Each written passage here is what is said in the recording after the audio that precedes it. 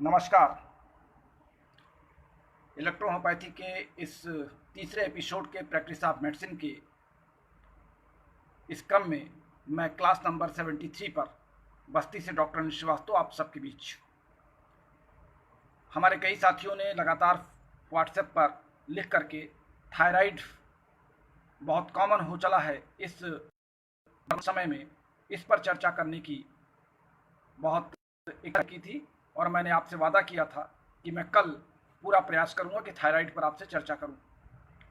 क्योंकि अब क्लास का मैं बहुत कम सीमित कर दिया है जिससे आप जल्दी समझ सकें और सुन सकें, बहुत लंबे विश्लेषण की आवश्यकता नहीं है।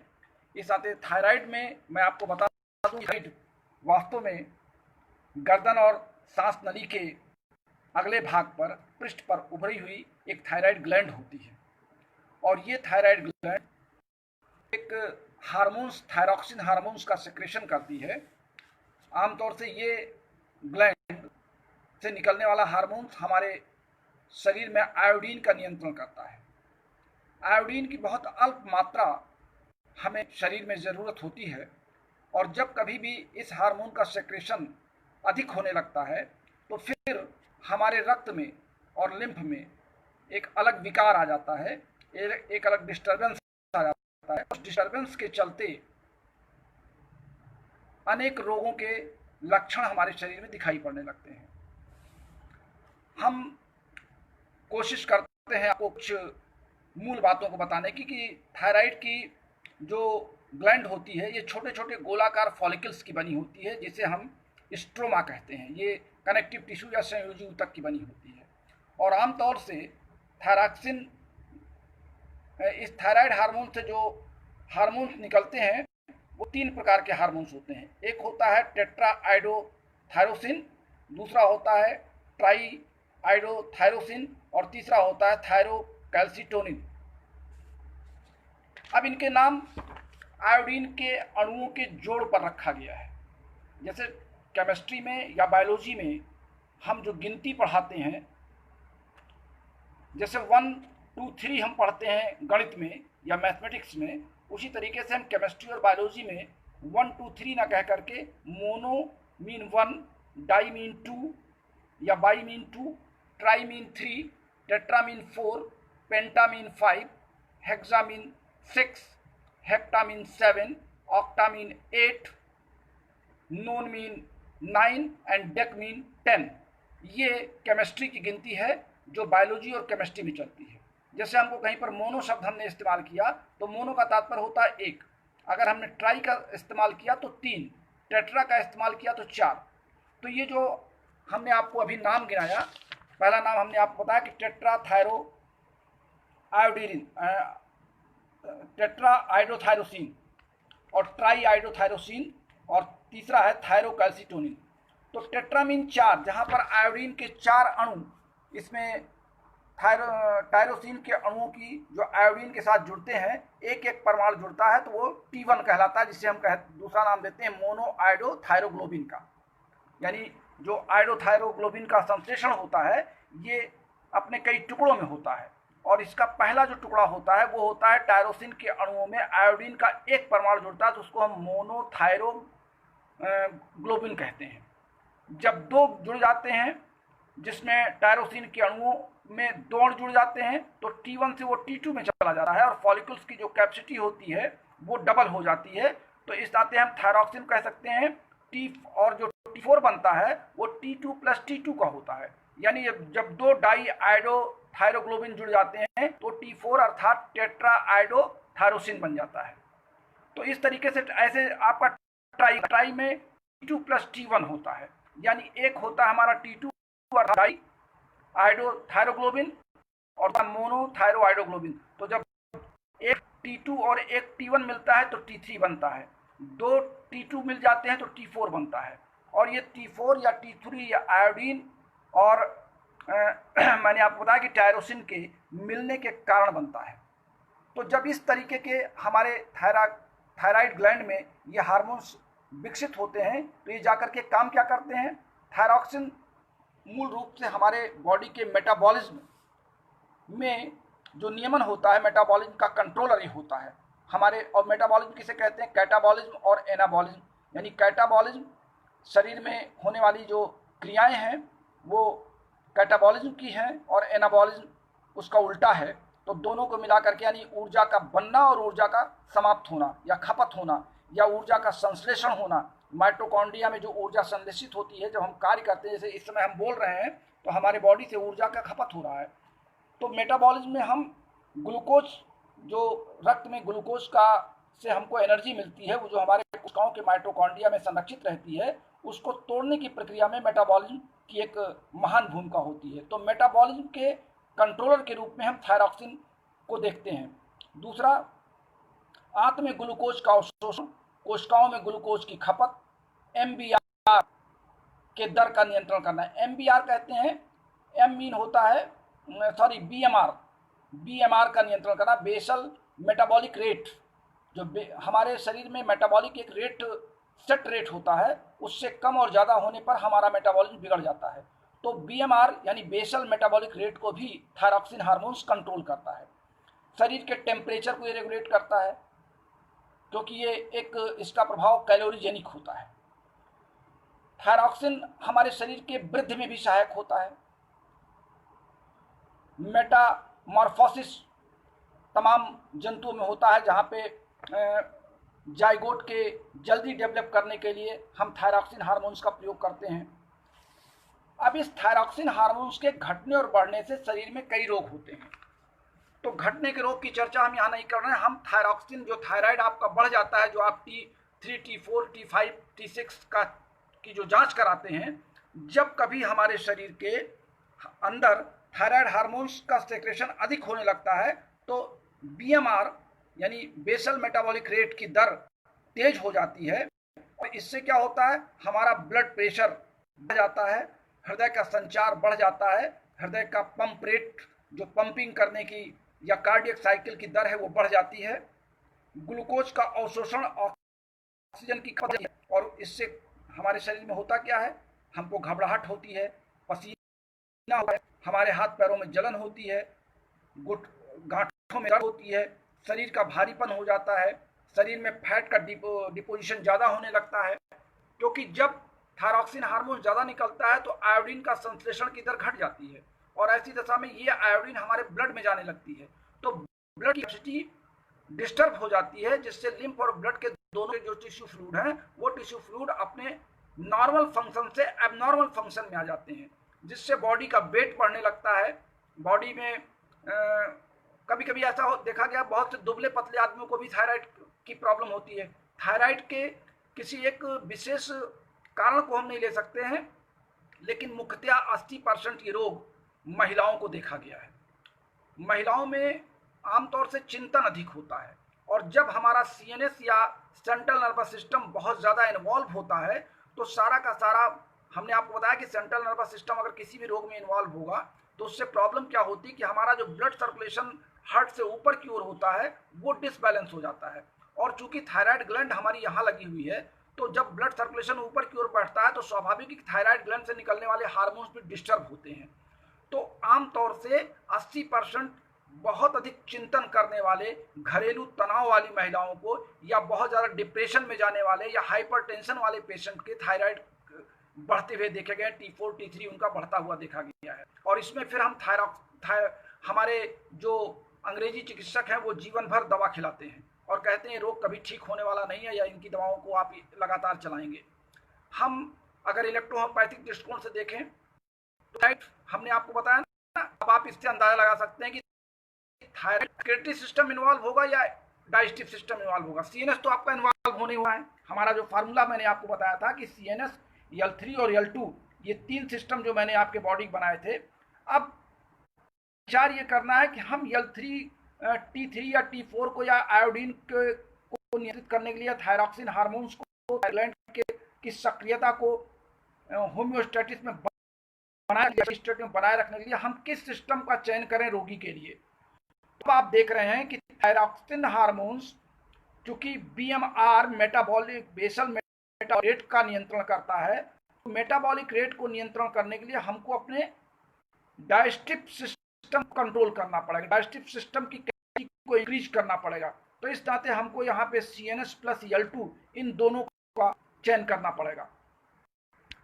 आप इसको समझें कि हम CNS और L2 दो का चयन करेंगे और उसके तुरंत बाद हम C1 का प्रयोग करेंगे। C1 चूंकि प्यूटरेटरी ग्लैंड है और प्यूटरेटरी ग्लैंड एक मास्टर ग्लैंड है, मास्टर ग्लैंड से निकलने वाले हार्मोन्स जाकर के थायराइड ग्लैंड पर भी नियंत्रण करते हैं और बॉडी के हर ग्लैंड पर नियंत्रण करते हैं। इस नाते हमको C1 का भी चयन करना पड़ेगा। हमारा पहला फार्मूला बनेगा थायराइड के रोगी के लिए CNS plus L2 plus C1। अब आपको यहाँ पर इलेक्ट्रिसिटी की जरूरत पड़ सकती है।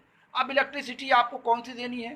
थायराइड हार्मोन के फंक्शन बढ़े हैं, उसमें हार्मोन तेजी से निकल रहे हैं, तो स्वाभाविक है कि हम वहाँ पर RE का चयन नहीं कर सकते। हमको RE नहीं देना है, YE नहीं देना है, D नहीं देना है।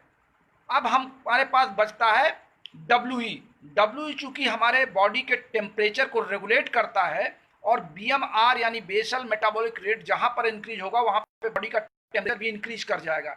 ऐसी दशा में हमको WE का चयन 100% करना पड़ेगा। तो थायराइड के रोगी के लिए आप क्या देंगे? 2 plus CNS plus C1 plus WE, आपका एक फार्मूला बनेगा। अब आप कैसे, अगर एक्यूट पेशेंट है, शुरुआती दौर का पेशेंट है, तो आप 20-20 ड्रॉप से काम चला सकते हैं।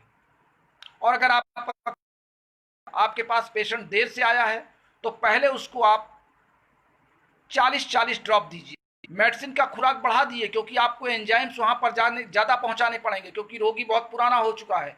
यहाँ पे हमारे साथी जो पुराने धुरंधर लोग हैं, जो होम्योपैथी के सिद्धांत को अपनाते हैं या होम्योपैथी से इलेक्ट्रो होम्योपैथी में उतर के आए हैं, डायलूट कर दीजिए, उच्च डायलूशन दे दीजिए, 1000वां दे दीजिए, 6वां दे दीजिए, 8वां दे दीजिए, 10वां दे दीजिए। और मैंने आपसे कहा है कि आप डायलूशन का प्रयोग इलेक्ट्रो होम्योपैथी में कदापि ना करें। आप D3 से रोगी को ठीक करें, केवल आप दवा की डोज को बढ़ाते जाइए।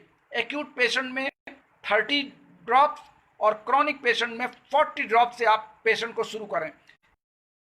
लाभ मिलना शुरू हो जाए तब आप डोज घटाना शुरू करें। यानी मैं आपको जो बता रहा हूं बहुत सीधी भाषा में, कि जब रोगी आपके पास आता है तो रोग की उच्चता को देखते हुए, रोग की एक तरीके से रोग की गंभीरता को देखते हुए आपको डोज बढ़ाना पड़ेगा। D3 का ही डोज रहेगा, केवल बूंद आपको बढ़ानी है। और ये D3 आप कहाँ से लेंगे? 450 ml से। आज दिन में भी कई साथी हमारे कंफ्यूज कर रहे थे कि हम किस तरीके से दवा बनाएं, तो मैंने आपसे कहा था कल के वीडियो सुन। जो साथी नहीं सुन पाए हैं, मैं उनको थोड़ा सा एक बार फिर से रिपीट कर देता हूं, जो हमारे नए साथी हैं। डॉक्टर अनिल श्रीवास्तव यानी मेरा CNS तो मेरा अपना कंपाउंड है, मैंने अपने दिमाग से उसको तैयार किया है, जो आपको कॉमन में दे रहा हूं। ये चूंकि सेंट्रल नर्वस सिस्टम, मैंने इसका कोई विशेष नाम दे दिया है। C for central, N for nerve और S for system, central nerve system. इसमें हमने 6 दवाएं मिला रखी हैं। आपने देखा होगा L1 A3, S5 C5, F1 और BEN1।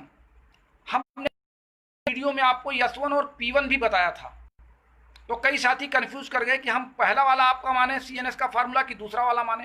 तो मैंने वहां पे आपको इस बात के लिए पुष्ट किया था और बताया था कि S1 और P1 का प्रयोग हम CNS में तब करते हैं जब रोगी हमारा एक्यूट होता है, नया रोग होता है, रोगी को अभी 2-4 दिन में ये रोग हुआ है, बहुत ज़्यादा उसका सेंट्रल नर्वस सिस्टम उसमें इन्वॉल्व नहीं है, रोगी बहुत ज़्यादा रोग के प्रति चिंतित नहीं है, केवल प्रिकॉशन के रूप में आपके पास आया है।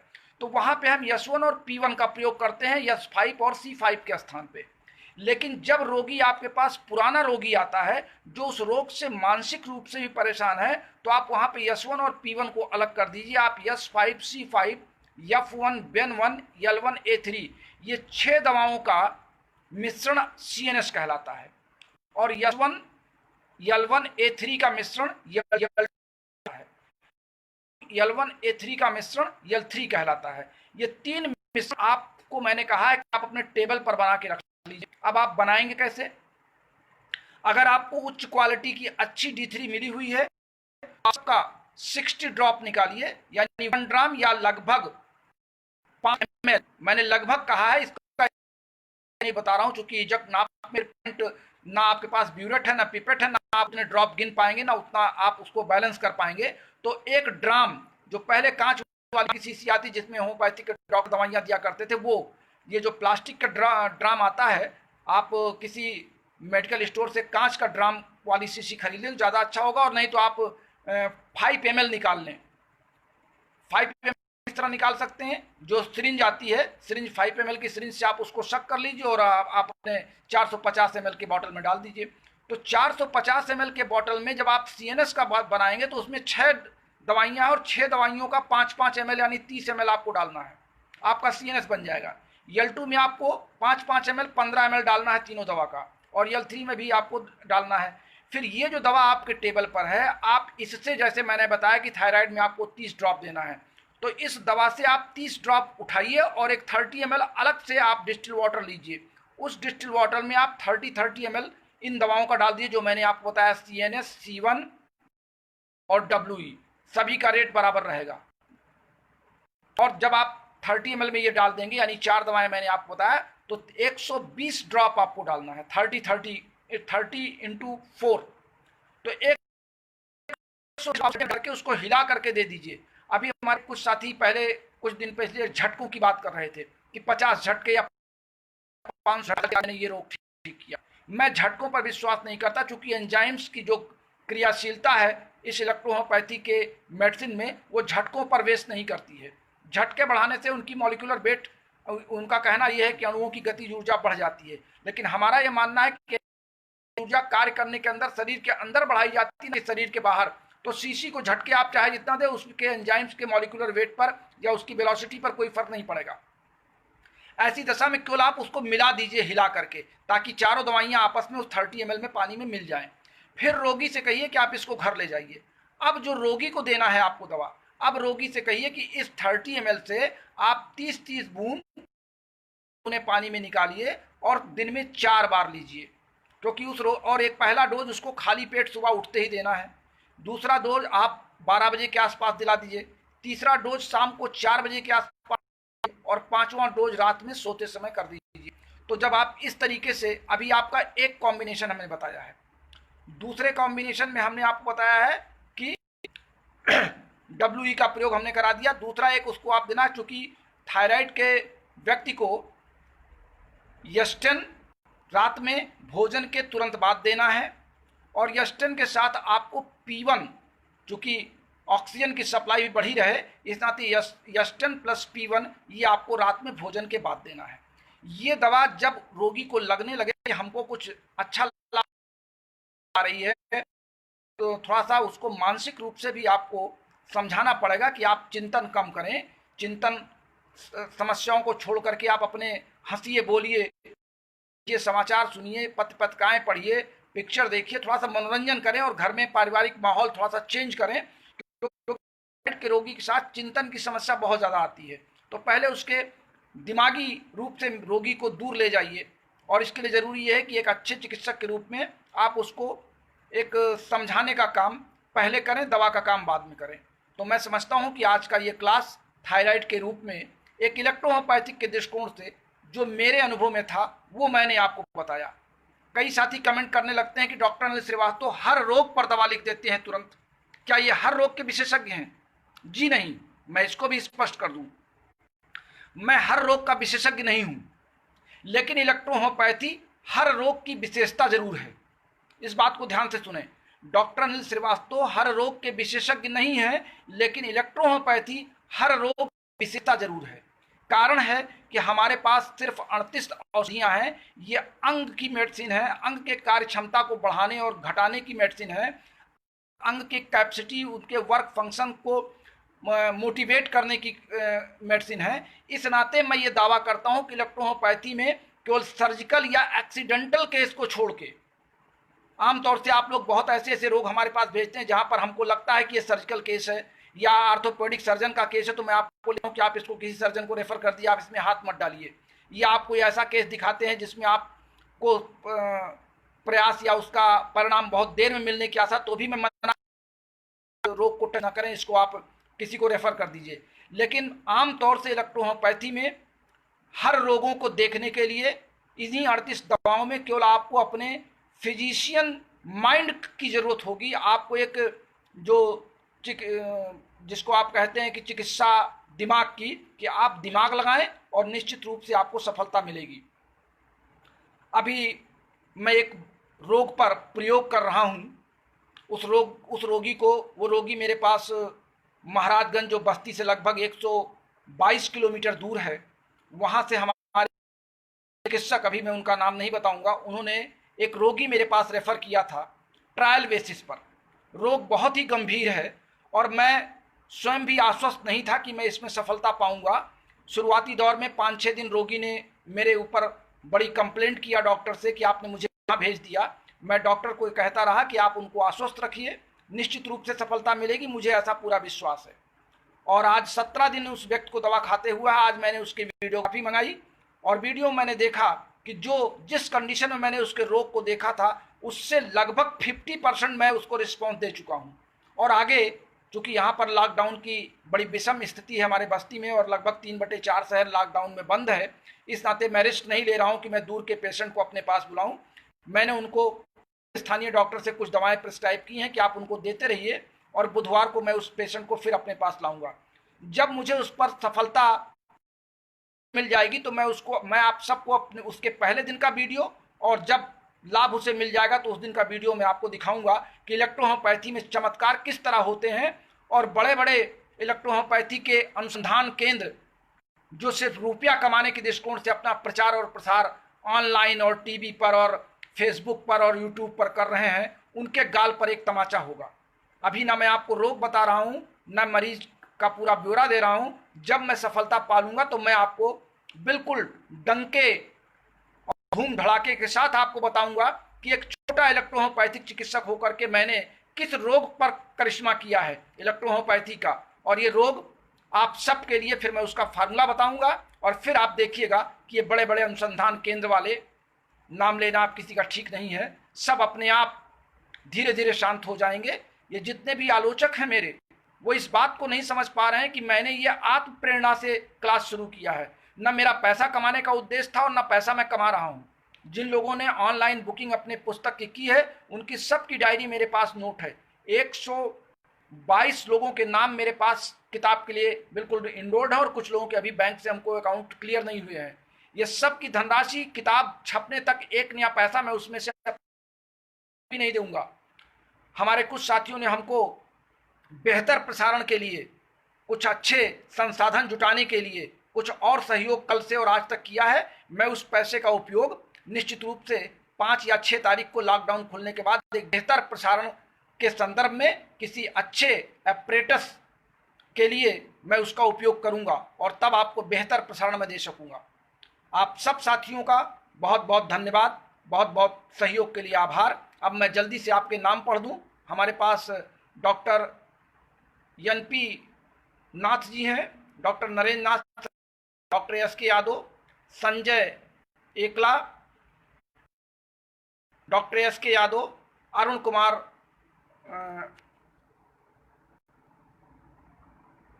Doctor Arun Kumar nice explanation बोल रहे हैं। डॉक्टर जनार्दन सिंह जी हैं, आज अजय कुमार जी हैं। जनार्दन सिंह जी बहुत दिन बाद आए हैं लाइन पर। डॉक्टर अजय कुमार जी हैं, डॉक्टर जगदीश मंडल जी हैं,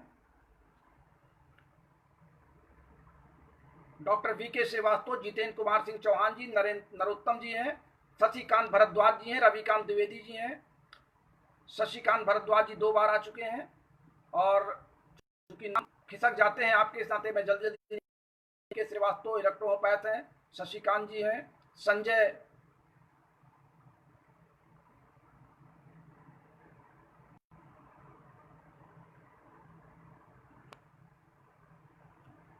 मालेश पूजर, RP सैनी जी हैं,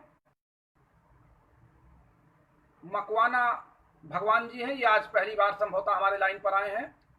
अनिमेश चकलोडी भी हैं, ये लखनऊ के हैं। शंभुनाथ जी हैं, मालेश पुजकर जी हैं, RP सैनी हैं, अनिमेश जी हैं और बहुत सारे साथी इसमें लाइन पर हैं। सबके नाम पढ़ना संभव नहीं चूंकि समय बहुत ज़्यादा लग रहा है, फिर भी मैं प्रयास कर रहा हूं कि आपके नाम पढ़ दूं।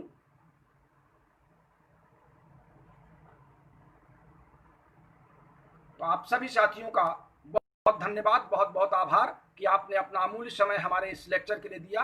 और आज का नेटवर्क भी मुझे अच्छा लग रहा है। मैं नहीं समझ पा रहा हूँ कि आपके घर में। मेरे यहाँ आज का नेटवर्क बिल्कुल साफ, नीट एंड क्लीन, बात भी पूरी कर रहा हूँ और मेरा चेहरा भी बहुत साफ मेरे इस मोबाइल पर दिख रहा है। अब आप अपने अपने घरों में अगर आपका नेटवर्क वीक होगा तो हो सकता है आपको आवाज़ खराब लग रही हो। फिलहाल आज तक के लिए इतना ही। कल रात में हम फिर किसी नई समस्या से मिलेंगे। रेशम पथरेजा जी भी आ चुके हैं, फारूक मलिक जी भी आ चुके हैं, सुनील कमवाल जी भी आ चुके हैं। आप सबका बहुत